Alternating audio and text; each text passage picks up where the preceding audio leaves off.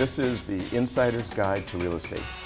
I'm your host, Victor Normand, and today we go inside national economics. We'll start there and then bring the discussion to housing in our local market. My guest today is Brian Koss, who is a Senior Vice President for Production at Mortgage Network.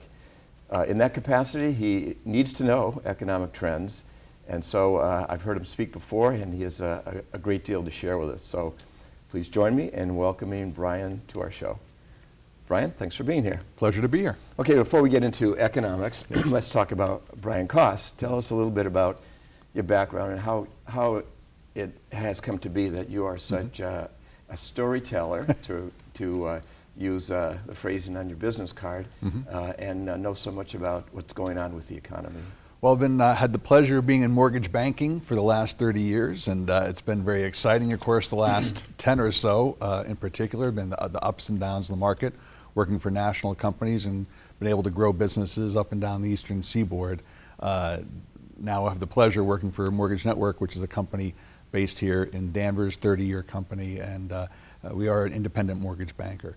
So I get a chance to see, especially for us, we have offices from South Carolina to Maine, and you get to see all sorts of different markets, urban and rural, growing and some slowing, and second home, and a whole mix of that. So it is a lovely taste of our economy, especially on the East Coast. Okay, so it's important that we know what's going on nationally, and of course the news, for the most part, that we get is the big picture, and then we'll relate that further on in the show to our local market. So, but let's talk about where the economy is and where it's headed.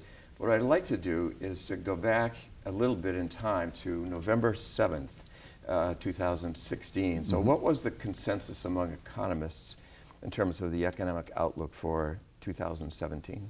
Well, it was still a relatively healthy outlook, but a slow growth outlook. So there was no outside influences that were going to help boost the economy, but the economy was on this sort of slow growth that wasn't giving anyone any panic. But obviously we'd had the Federal Reserve recognizing growth, and we were expecting a move at that point. We hadn't had the December move up in interest rates, but it was pretty much a foregone conclusion at that point. And there was a lot of debate whether we would have, how many moves we would have in 17. So that was, prior to that, we're okay, but more of the same. Really, right. Nothing, not much change. Just sort of the same general slow growth. Anything could make us tilt the other direction, but didn't really have any expectations for anything great to happen. Right, and also there were no talk of bubbles in the economy. Nothing on the negative side that could drag us down. So things are pretty calm and really kind of focused on the Fed and interest rates. And then November 8th, and I was up late, as were a lot of people, and watched the stock market take a dive in the first hours after it looked like a Trump victory, but then reversed course. So how do you explain that? Well, it was first that uncertainty, right? Because if stocks are doing that, bonds are doing also something similar, which was rates were plummeting because there was actually a flight to quality because of uncertainty. Like, oh my Lord, we weren't expecting this. And then during those times, people start buying U.S. Treasuries. By the time we got to the middle of the next day, the bonds had gone 180-degree different direction, as did stocks. But in bonds in particular had made a move, realizing what this election could really mean. And that started driving interest rates up at that point. And it all happened very quickly. I mean, there were a lot of us who were kind of novice economic observers weren't surprised that the market went down with a Trump victory because of the uncertainty. But it was literally within hours it began to move around. My theory is that the investors kind of suddenly realized that they had gotten what they always hoped they would get, and that is a conservative president and a conservative Congress. And there it was. And so then things began to change and continued even up to the present time. So now we have the election. How has that changed the outlook for 2017? Well, from an interest rate standpoint, it almost immediately drove rates up. almost to a full point at one point in this cycle here. Talking about mortgage interest Mortgage rates. interest rates, and in general, except for borrowing, but the mortgage interest rates moved up over a point, then have come back a little bit. And the reason why was expectations of inflation, that finally we're going to have inflation, which has been nowhere to be seen, and also issues of protectionism and wages and the costs of goods would be going up. So that and that therefore also if he is able, President-elect Trump is able to inject that much juice into the economy, that it would create more jobs and it would create more spending, and maybe companies, instead of holding on to cash, would be investing cash in capital goods, et cetera. So that's what's causing interest rates to go up. So they've gone up, almost a full point. Full point. 25% basically, or 33% basically. Right. Okay. So explain this. Now in December 2015, the Fed raised the rate a quarter of a point on short-term borrowing. But at the same time, the British were voting to leave the European Union, and what we saw, the Fed raised the rate, but mortgage rates went down. Now a year later, the Fed's raised rates and mortgage rates go up. What's the short answer to that? Well, the Federal Reserve is usually, it's almost too late at that point. Bonds are anticipatory. Long-term rates anticipate what's going to happen. So it's typically buy the rumor, sell the fact in the markets, and especially holds true when it comes to bonds. And it's one of the great tips we could give the average person, is that if you're waiting for the Federal Reserve to make a decision on what rates are going to happen, that's already been priced into the market. So matter of fact, it's not unusual that right after the Fed moves up, that rates will actually go down a little the next day or two, because they're on to the next thing. Right. So when we talk rates here, we're talking mortgage rates, which is what we're all interested in. The Fed rate actually isn't directly related to mortgage rates. They're more tied to bonds, particularly the 10-year Treasury bond. Correct. So the influx of foreign investment, foreign purchases of 10-year bonds tends to lower the price of those. And that's one of the concerns bonds. right now, is that we are a debtor nation. We have a lot of debt, and those who've been buying our debt the last 10 years in particular have been China, Germany, Japan. They're the ones who are buying it. Now, if we're obviously we're kind of poking our finger in the eyes of China right now, and they're one of our largest holders. They have been dumping bonds recently. So there is that risk that will happen as well, that if they're selling and there's not enough buyers, then rates have to go up. And that's some of the impact that we're seeing as well. On home mortgage interest rates. Yes. So we've talked about rates, but also the economy. You mentioned inflation. What's the inflation outlook going forward?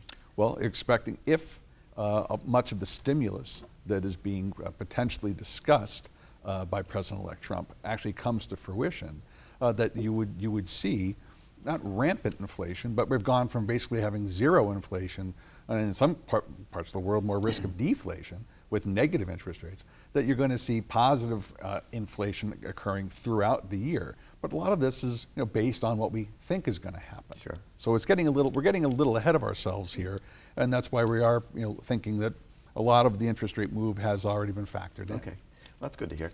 So inflation is not necessarily a bad thing. No.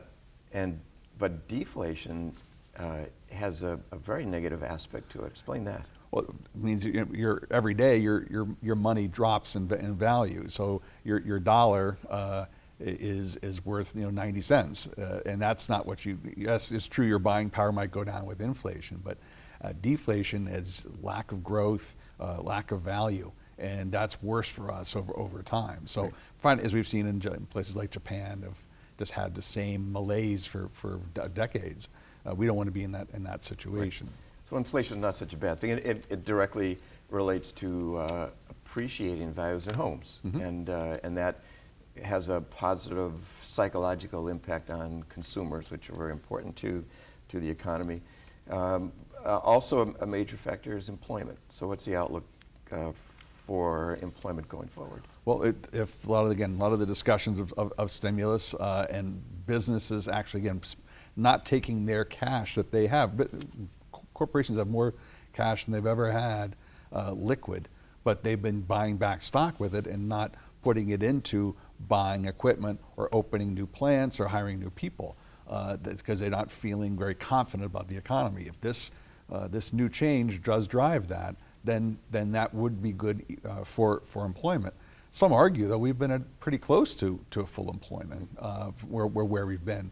But I think we've seen, especially here, we can see throughout New England, lots of people who might be employed, but they're employed by being self-employed. They're employed by having 2 or 3 jobs, their contract, trying to get to a point where they feel more confident by having a solid career and a job with good benefits that they can count on.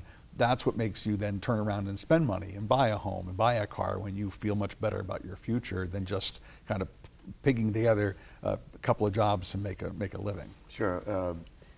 The drive services, Uber and Lyft, are employment, but that goes to the issue of it's not just employment. The unemployment rate is important to watch, but it's also wages. Yes. And what kinds, you've alluded to, what kinds of jobs are being created? Where are those jobs coming from? Well, that's what we're hoping and counting for, that the businesses are going to be giving better wage jobs, but also, again, it's more consistent jobs. When you make a decision to make a big purchase like a home or a car, you have to make a guaranteed payment for a long period of time. So therefore, you want to make sure that your income is guaranteed. If it's as good as this spring or as this summer, that's not a great place to be. So the income that when we are doing loans for people and had refinanced people coming out of a 2008 depression that we were in, then we saw people were making less than they were making before, but they were employed.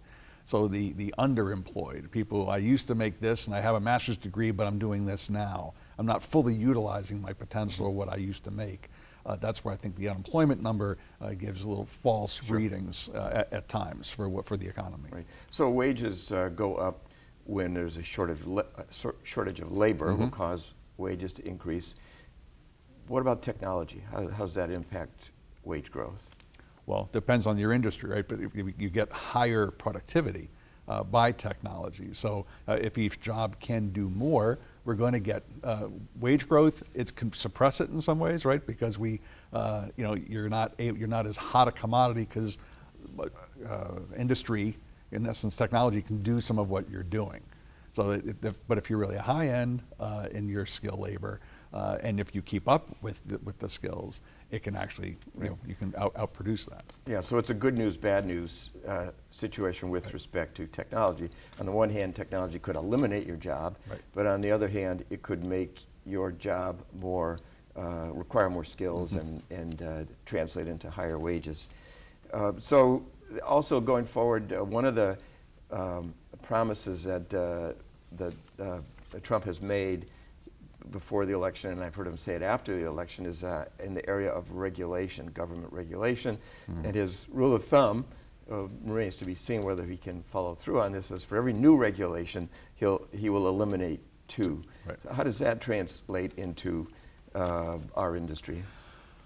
This is probably the biggest benefit, if done correctly, for the I think real estate and banking industry is. And the change in regulation is not to take away, for example, a Dodd-Frank. There's a lot of very good things about Dodd-Frank that would hope that it would continue in its as it's written. It's making the clarity and modifications of how it's implemented. Okay. So lenders are in, for example, in the worst fear that it could be implemented in the worst interpretation. All laws are interpreted. That's why we have Supreme Court and all that, right? So, and what's been happening the last years is lenders have gone to the worst case scenario. And even the government's come out and said, well, you should be more aggressive. But we're saying, well, but we're being fined and penalized and in fear of being put out of business by this regulation. So most departments have increased 300% of the attorneys and compliance people, which all goes back, will end up in the consumer's cost. Sure. So the new regulation of it being actually having clarity and it being a leaner, stripped down version, So everyone knows is plays by the exact same rules, and they're enforced the same way and in a clear way, would lead to cleaner a cleaner process for everybody, and would have less unintended consequences.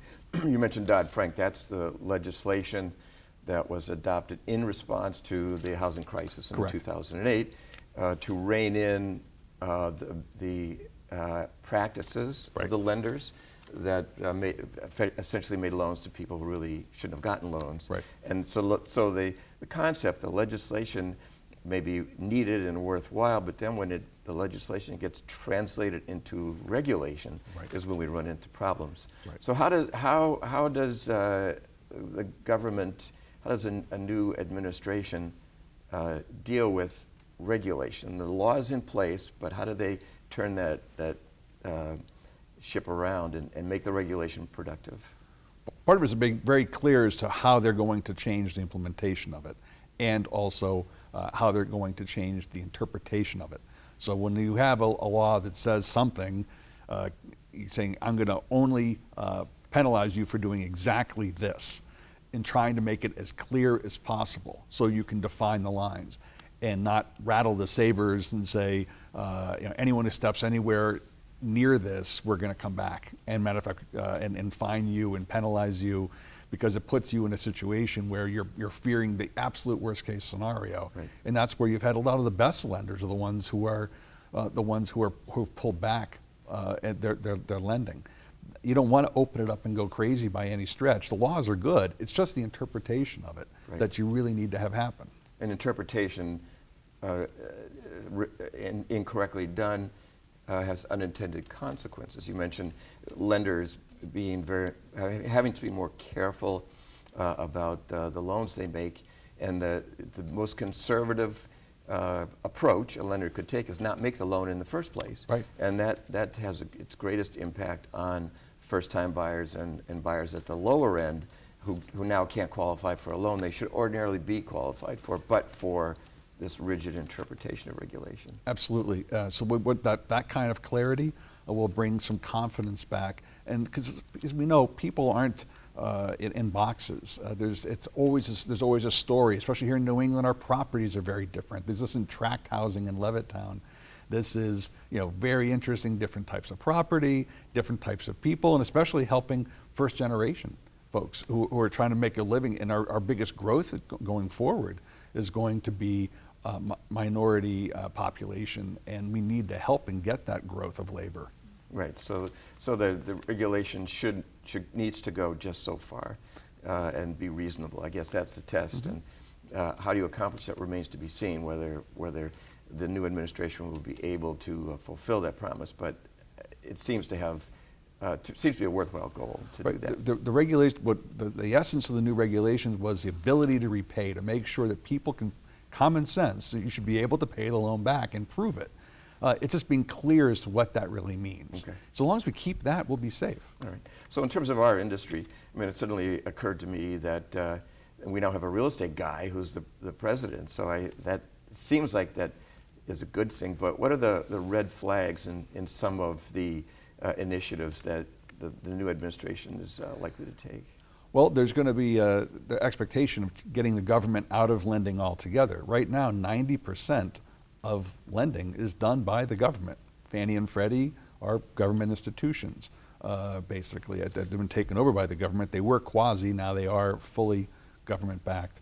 FHA and VA, Farmers Home, that's who's doing the loans today. So one of the goals is by the new Treasury Secretary is to get the government out of the lending business. Well, to go from 90% to zero without having a plan, sort of like the discussions about healthcare, et cetera, what's the plan before we kill these existing entities? That's our flag and our concern, is making sure that we have something tested and ready.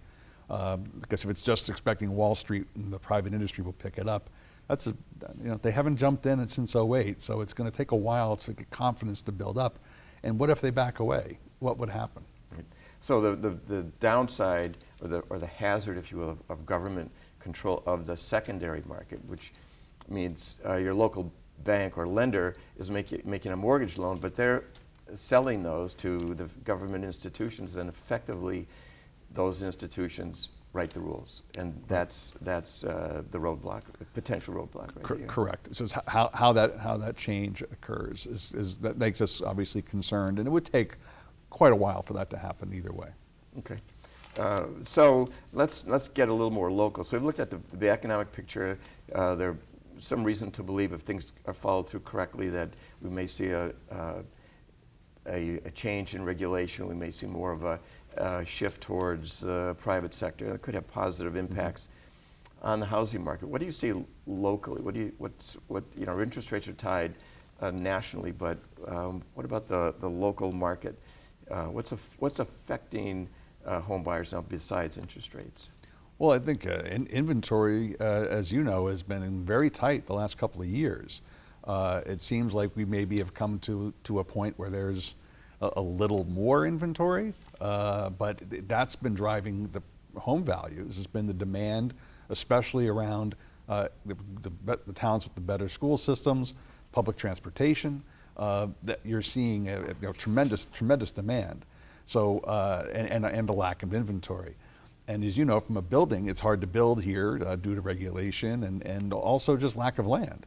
And also part of the economy being the way it is, as commercial building is picked up, that also, those are some pretty high paying jobs that take away from residential building. So builders struggle to be able to add another crew to be able to build another house. They may have the lot, but they don't have the crew to be able to build as well.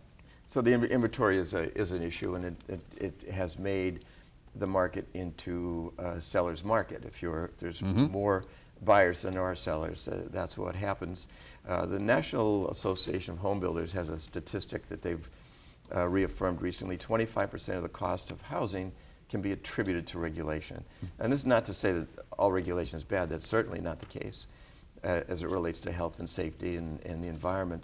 And I haven't seen the statistic, but I'm almost certain that percentage of regulation is even higher in Massachusetts. We seem to be a very progressive state, and a lot of what we hope to accomplish socially gets translated into regulation.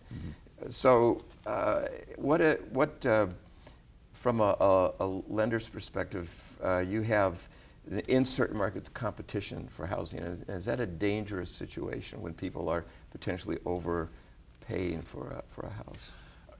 Especially later on when they're counting on that value, they're counting on appreciation that they'd be able to tap into for college education or retirement, and if they've overpaid later, and they come back to try and refinance, value. It's hard to prove that value. That's one thing that we're seeing more now than ever with all of the data that we have for housing and appraised values. It's harder to have someone just give an opinion. It's pretty statistically backed up. So when someone says, I bought it for this, I got to be able to prove it. I have to show my math, just like grade school. I have to show 2 + 2 = 4. I just can't give the answer. And that's what appraisals and values have come out to be. And it's very important. And prior to 2008, there was this consensus out there that home values always went up. Right. And therefore, even if you made a bad loan, just wait a while and the value will catch up. But we know that's obviously, we learned the hard way, that's not the case. Right. So is there self-regulation involved there on the lender side in terms of lending when you sense that there's a competition for homes and people are bidding the prices up? If we can't prove that value, it's really, the decision's almost made for us. We have to there are standards. That's one of the things that came out of the crisis in 08 was that many of the appraisals and appraised value, that was not regulated correctly. So there much stricter rules came in there as well. So you have to really back this up. And of course, the big data, as we know, all this information about housing, and I can look with a click of a mouse. I can tell you, what permits have been pulled for that property. If someone says, "Well, I did work to it," actually, I can see if you did work or not, and I can see what other appraisers have done. I can look at every appraisal that's ever been done on that property. It's an amazing amount of information. So it's taken away the opinion. We're saying, well, it's worth that because someone's willing to pay it. Now we say, no, That's not, you have to actually back up and prove that number. So what I'm hearing here is that technology is Very much so. very much helping, keeping us out of trouble, if you will. You get to a fact, as opposed to a rough opinion, it's a math problem. Okay. Let's just talk briefly about the buyers that are coming along, and they're the millennials. They're 40% of the market now.